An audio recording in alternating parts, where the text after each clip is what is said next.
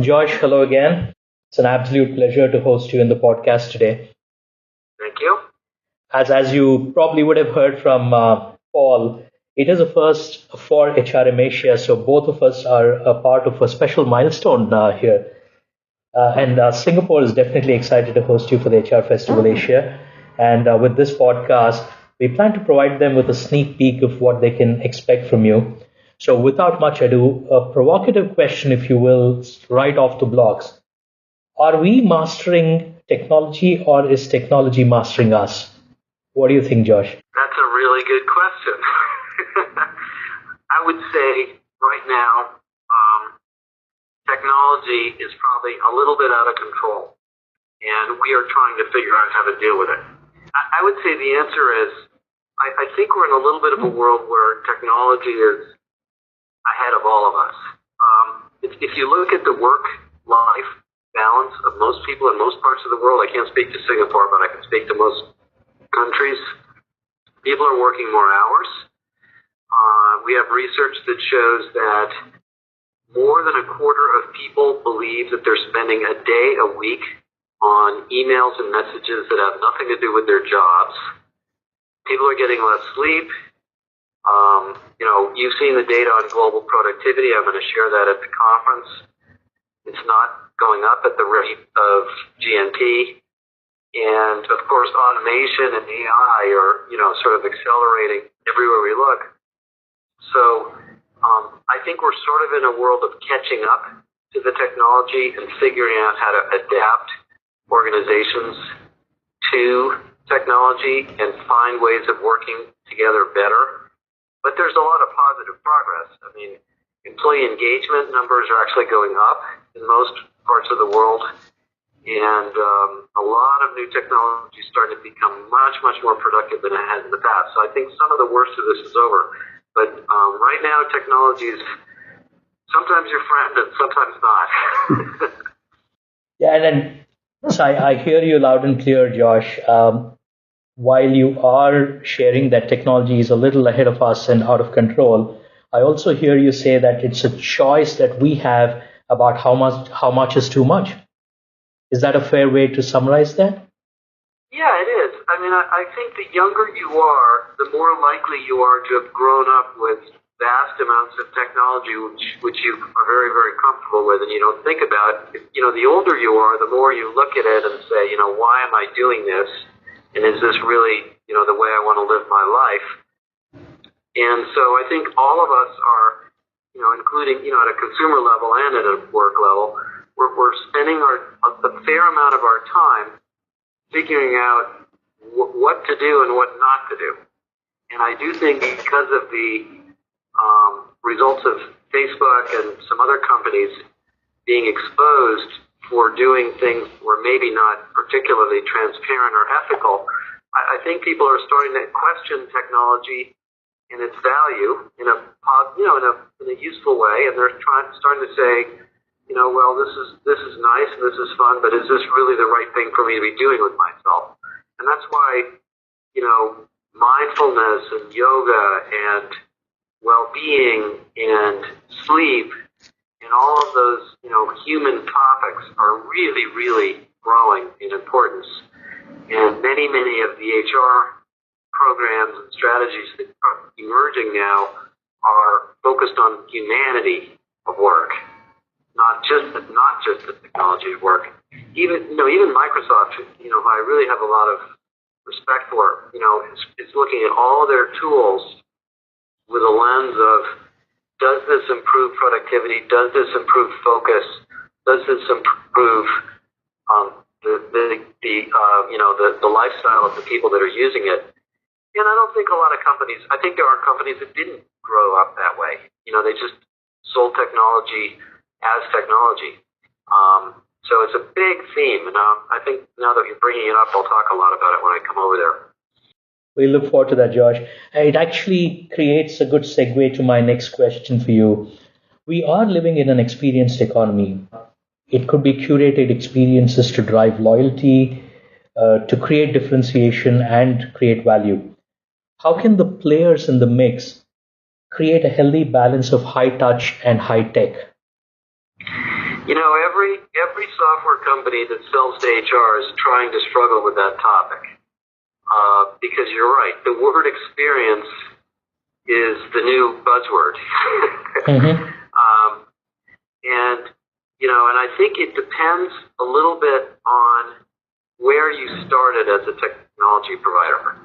If you're a software company that's been selling technology for 10 or 15 or 20 years, and maybe you have a learning management system or an applicant tracking system or an HRMS, you know, you built a system that was mostly transactional, and later you started to make it more and more experiential and more, you know, of a system. I like to use the word system productivity. Does this system actually help you get work done, or does it get in the way of you getting work done?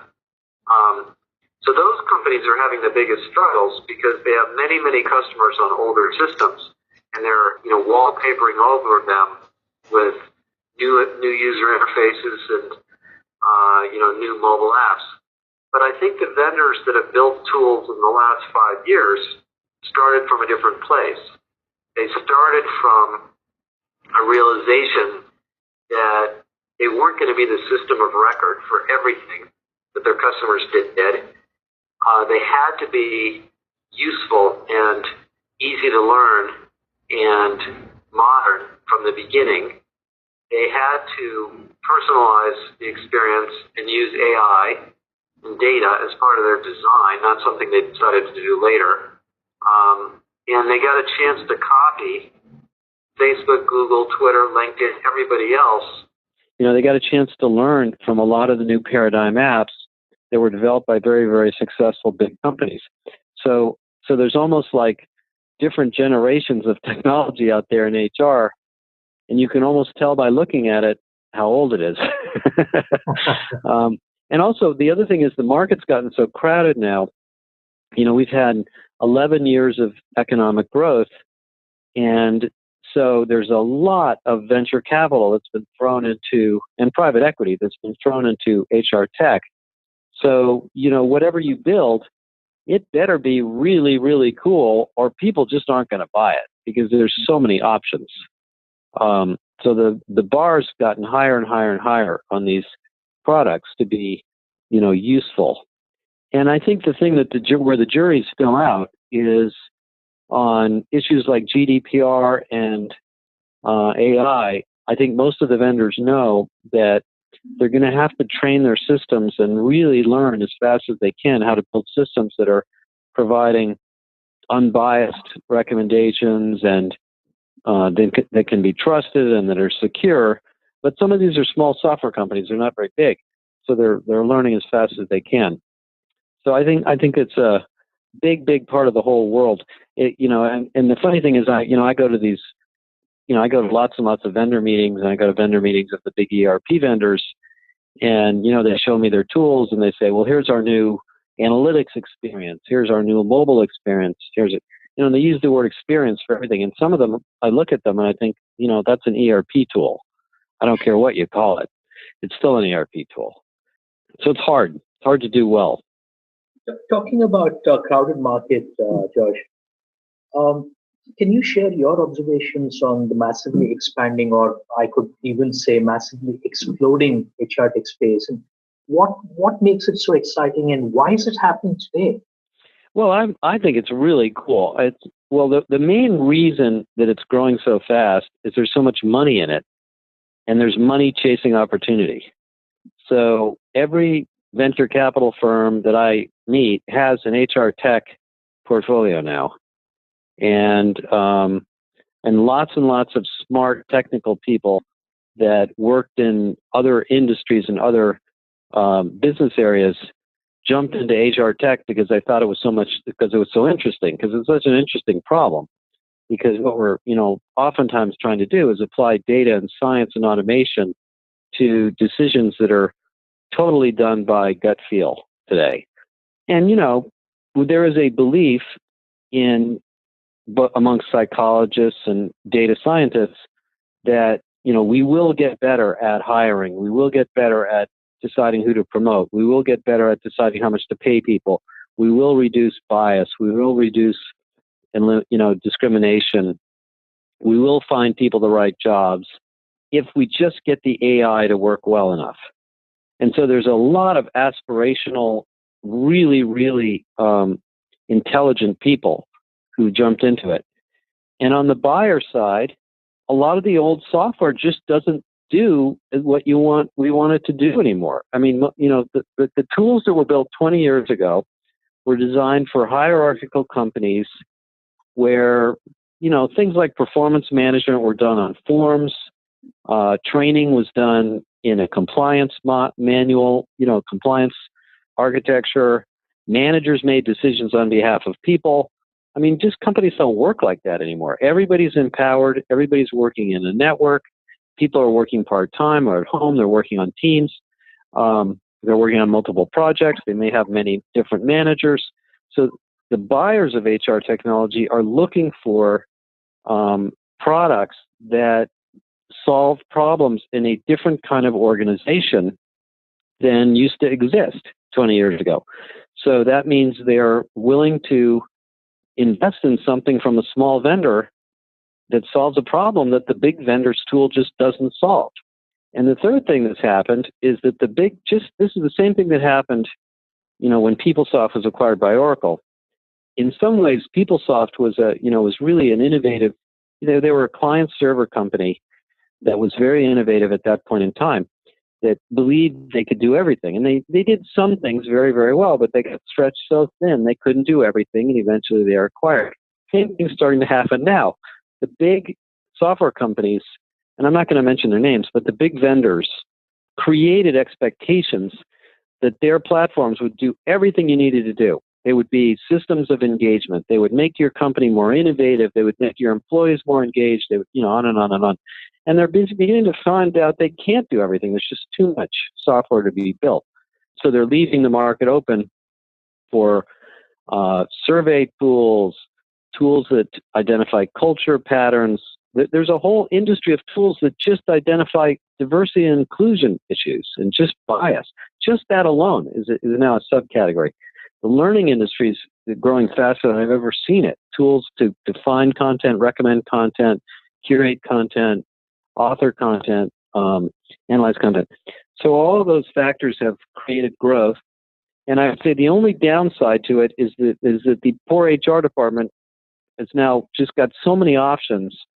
It's really confusing. It's like walking into the grocery store when there's, as my wife says, like 50 different types of apples.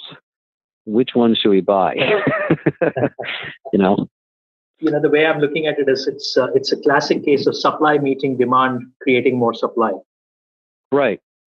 And there'll be a shakeout. I mean, as soon as the economy slows down and people's budgets tighten up and companies stop buying software, a very significant number of these companies will either disappear or get acquired. But we're not at that point yet. Josh, there's so much happening, like you were explaining.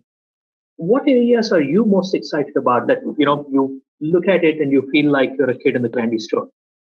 Well, I mean, I go by the pain points that I see amongst the big companies. For example, in the learning industry, it is a complete renaissance right now. We went through a very dark period in corporate training when the learning technology was way behind consumer technology. And we had situations where inside of a company, people couldn't find content.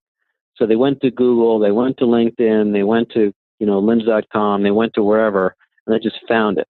And they just went around their corporation to get what they needed.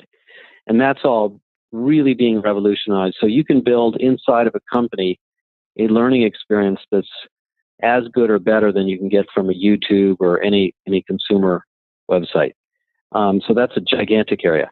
Second area that's really interesting to me that I think is going to be huge is software and tools for careers.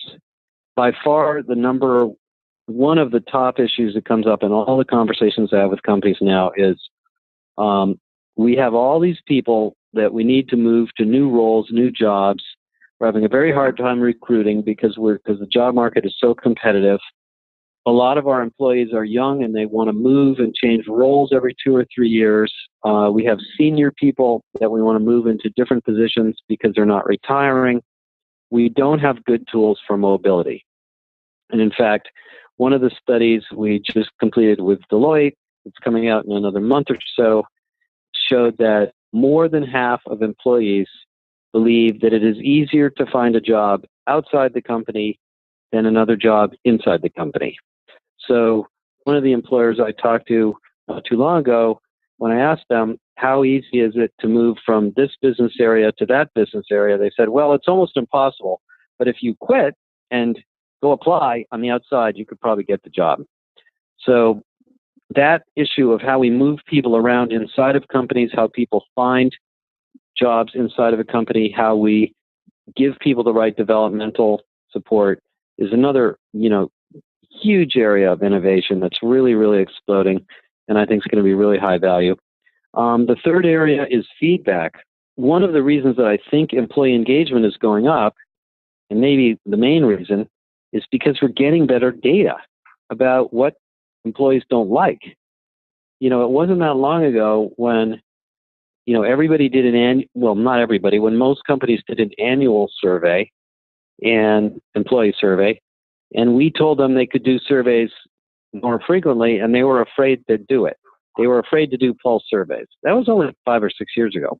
Now, it's very, very common for people to have quarterly surveys, weekly surveys, anonymized, randomly sending different questions to different people, text analytics to analyze the results of open-ended questions, survey and feedback tools added to the performance management software, added to the learning software, added to everything. So there's just vast amounts of transparency in companies that didn't exist a decade ago, and that's powerful in many, many ways. It helps the HR department, but moreover, it helps the business people running different groups to get feedback on what's going on, and we get feedback on managers now. Now we can immediately find out the managers that are not taking care of their people because we can see the data about their people. So that's a huge revolution that's happened, and many, many more things yet to come. And then the fourth thing that I think is really exciting is what I call HR in the flow of work, or learning in the flow of work. Now that we have people interacting using their mobile phones and Slack and Microsoft Teams and Workplace by Facebook and G Suite, they're not, we're kind of moving beyond the email paradigm more and more. These HR tools they're more like Alexa and less like an ERP system. They're going to be chatting with us, giving us recommendations, giving us nudges. Now, there's probably a pretty good chance that a lot of that's going to be messy and noisy also, but that's exciting to me because I've seen now, because I've been involved in a bunch of prototypes, I've seen how useful HR software can be when it presents itself in these, more conversational interfaces.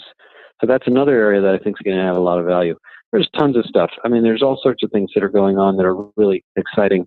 The last one I'll just mention, if just one more thing, is organizational network analysis. We have a lot of tools in HR now, some of them right out of the box, and a lot of vendors that can look at the pattern of communications inside of a network and show people where there's dysfunctional management, where people are outperforming other people based on certain best practices, how to teach people how to operate better in the network, understand reputation, understand trust, understand areas of patterns of fraud and misuse.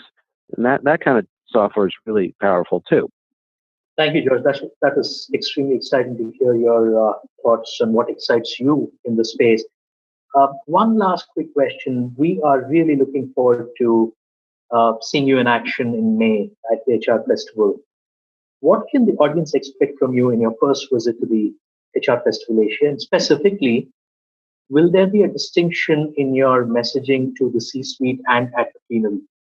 Yeah, I mean, I've been to Singapore before, and I've been to Asia a fair amount, but I haven't been to this conference. I would say maybe 2 or 3 things. Number one, I'm going to give you, I really believe it's important to give HR people the business context and the economic context. So I'm going to spend some time giving people my perspectives on why we're seeing the workforce issues we are and why we need to do certain things in HR based on the business and economy around us. That's number one.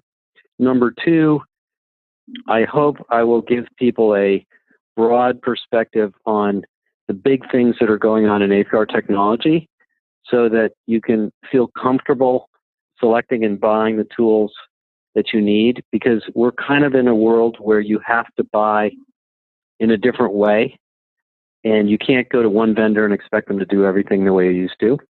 So I'll explain that. And the third thing I want to talk about is the skills and the capabilities of HR people. We're going to be launching between now and then something I've been working on for a year or two, an academy of professional development for HR people. And so I'll spend some time while I'm there explaining what I think some of the capabilities and skills are that HR people need to develop in themselves, because we're sitting on a very, very important role in companies that's become even more important, and we can't do a good job at it if we don't stay up to date on what we need to know. So I'm going to talk a little bit about that. So hopefully I'll bring it all into a business context and give everybody a good understanding of how to make this relevant in their companies. The last thing I think I'll try to talk a little bit about, if I have time, and I think we have a workshop on this, is how we can organize the HR function for the future. The service delivery model of HR is going away, and most companies are barely figuring out how to do that well. But I think HR is going to be different in the next couple of years as a business function, and I'll talk a little bit more when I get over there about what I think that's going to look like. Josh, thank you very much. As you said, the jury is still out on why there is excitement or otherwise about the HR tech space. There is still a lot of confusion, but there's a hell of a lot of options that everyone has as well. It was an absolute delight to hear your insights on this. And like I mentioned, we are looking forward to hear more in person, May 8th and 9th this year in Singapore. Thank you for your time, and have a great evening, Josh. Absolutely. Look forward to meeting everybody.